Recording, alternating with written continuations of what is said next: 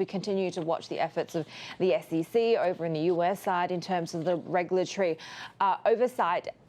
Are the regulators getting it right, or is it sort of more of a reaction out of fear rather than creating a regulatory environment that is both protective but also conducive to crypto innovation and trading?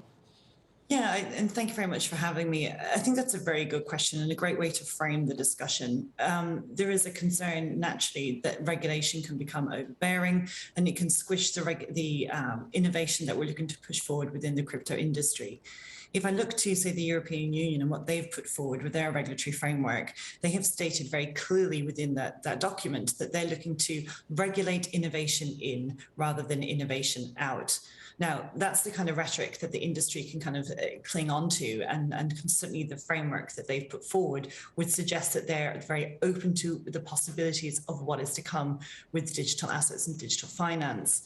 If you compare that to what we heard from Gensler yesterday, the rhetoric differs quite strongly.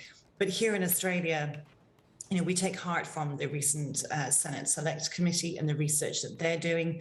And certainly our hope would be that we would see that kind of progressive framework of regulation for crypto here locally.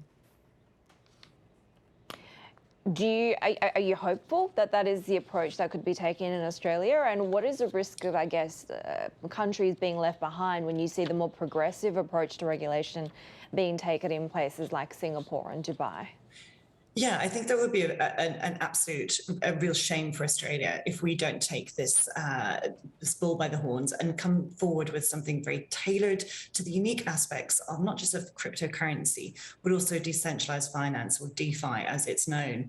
Certainly when we look over the pond to our nearest neighbors in Singapore and we see how they have very much embraced both the community and some of those regulatory challenges to work with them to put forward and come up with some kind of forward-looking ideas. We're heartened here because we know that Senator Bragg and the other Senate committee members who are on that panel, they have been very much engaging with the community here and taking all views into consideration. So I think it's with a certain sense of optimism that we look at what's to come in October with their upcoming report. Do you have that sense of optimism when you just look at investor behavior in Australia? What are you seeing that's sticking out?